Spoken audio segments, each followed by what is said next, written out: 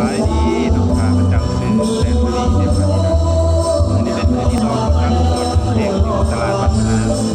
แต่ว่าพวกปลายแล้วนักร้องเขายังมาเป็นเบิดมือนี้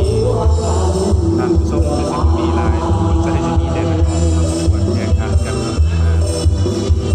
เป็นคลิปที่สองที่มาถ่ายเพื่อแล้วก็แบบว่าให้ต่อเนื่องกันจากคลิปวิดีโอบ้านที่คอย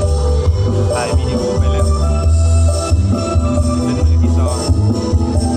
คอยจะมาลองประกวดกันแล้วก็น่าจะเป็นผู้ที่หนึ่ง